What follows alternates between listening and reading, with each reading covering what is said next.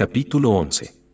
Cuando digo que no hago nada por el placer, aludo a ese hombre sabio, al que solo tú admites que es capaz de placer. Ahora bien, no llamo sabio a un hombre que se deja vencer por nada, y menos por el placer. Sin embargo, si está absorbido por el placer, ¿cómo resistirá el trabajo, el peligro, la necesidad y todos los males que rodean y amenazan la vida del hombre? ¿Cómo soportará la visión de la muerte o del dolor? ¿Cómo soportará el tumulto del mundo y hará frente a tantos enemigos activos si es conquistado por un antagonista tan afeminado?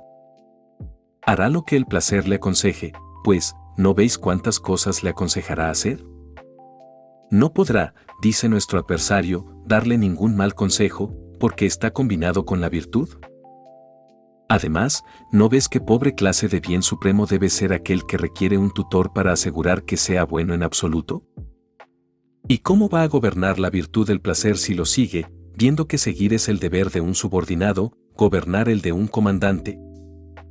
Según tu escuela, la virtud tiene el digno oficio de probador preliminar de los placeres.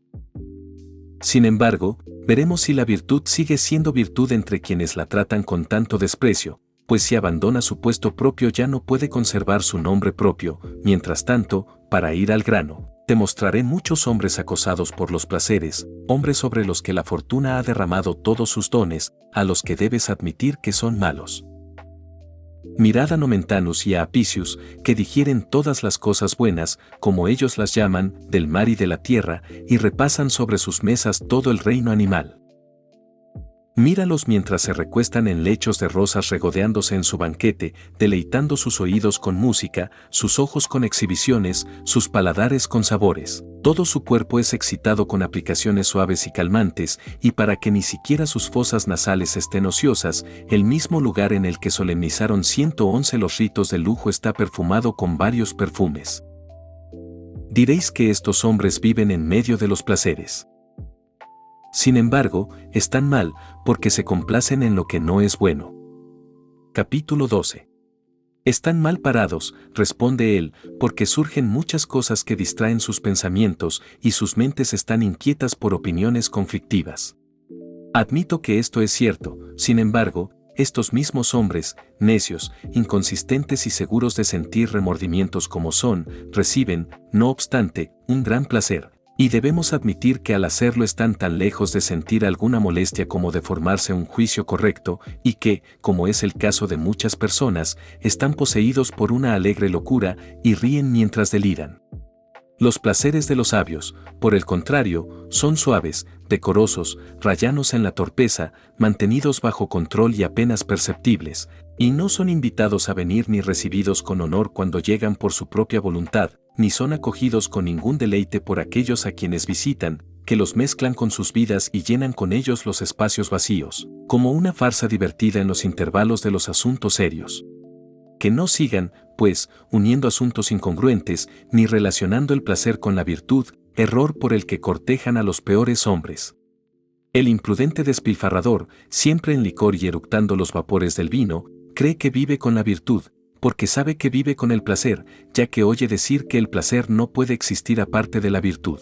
En consecuencia, apoda sus vicios con el título de sabiduría y hace alarde de todo lo que debería ocultar. Así, los hombres no son alentados por Epicuro a desenfrenarse, sino que los viciosos esconden sus excesos en el regazo de la filosofía, y acuden a las escuelas en las que oyen las alabanzas del placer. No consideran cuán sobrio y templado, pues así, por Hércules, creo que es el placer de Epicuro, sino que se abalanzan sobre su mero nombre, buscando obtener alguna protección y manto para sus vicios. Pierden, por tanto, la única virtud que poseía su mala vida, la de avergonzarse de hacer el mal, pues alaban lo que antes se avergonzaban y se jactan de sus vicios. Así, la modestia no puede reafirmarse nunca, cuando la ociosidad vergonzosa se dignifica con un nombre honorable. La razón por la que los elogios que vuestra escuela prodiga al placer son tan perjudiciales es porque la parte honorable de su enseñanza pasa desapercibida, pero la parte degradante es vista por todos. Capítulo 13. Yo mismo creo, aunque mis camaradas estoicos no quieran oírme decir esto, que la enseñanza de Epicuro era recta y santa, e incluso, si se examina con detenimiento, severa, pues lo mucho que se habla del placer se reduce a un ámbito muy estrecho, y él pide al placer que se someta a la misma ley que nosotros pedimos a la virtud, es decir, que obedezca a la naturaleza. El lujo, sin embargo, no se conforma con lo que le basta a la naturaleza. ¿Cuál es la consecuencia? Quien piensa que la felicidad consiste en la pereza y en las alternancias de la gula y el despilfarro, requiere un buen patrón para una mala acción, y cuando se ha convertido en epicúreo, habiendo sido llevado a ello por el atractivo nombre de esa escuela, sigue, no el placer del que allí se habla, sino el que llevó consigo, y, habiendo aprendido a pensar que sus vicios coinciden con las máximas de esa filosofía, se entrega a ellos ya no tímidamente y en rincones oscuros, sino audazmente a la vista del día. No diré, pues, como la mayoría de nuestra escuela, que la secta de Epicuro es maestra del crimen, sino que lo que digo es, se habla mal de ella, tiene mala fama, y sin embargo no la merece. ¿Quién puede saber esto sin haber sido admitido en sus misterios interiores? Su mismo exterior da ocasión al escándalo y alienta los más bajos deseos de los hombres, es como un valiente vestido con un traje de mujer, su castidad está asegurada, su virilidad está a salvo, su cuerpo no está sometido a nada vergonzoso, pero su mano sostiene un tambor, como un sacerdote de Cibeles.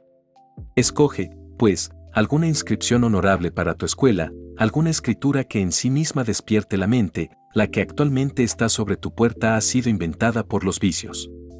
El que se sitúa en el lado de la virtud da con ello una prueba de su noble disposición, el que sigue el placer parece débil, desgastado, degradando su hombría, susceptible de caer en vicios infames, a no ser que alguien discrimine sus placeres por él, para que sepa cuáles permanecen dentro de los límites del deseo natural, cuáles son frenéticos e ilimitados, y se vuelven tanto más insaciables cuanto más se satisfacen.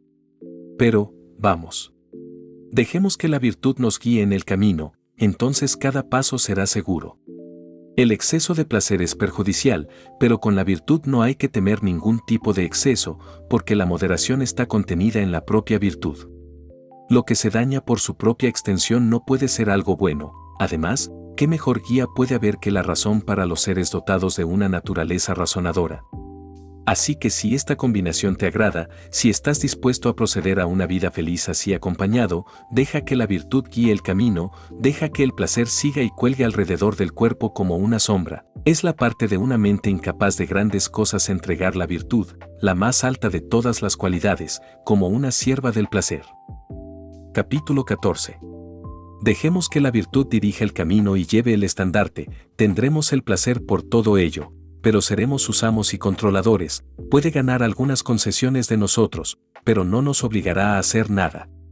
Por el contrario, los que han permitido que el placer dirija la marcha, no tienen ni lo uno ni lo otro, pues pierden por completo la virtud, y sin embargo no poseen el placer, sino que son poseídos por él, y se ven torturados por su ausencia o ahogados por su exceso, siendo desdichados si son abandonados por él, y más desdichados aún si son abrumados por él, como los que se ven atrapados en los bancos de arena del Sirtes y en un momento se quedan en tierra firme y en otro son arrojados por las olas que fluyen.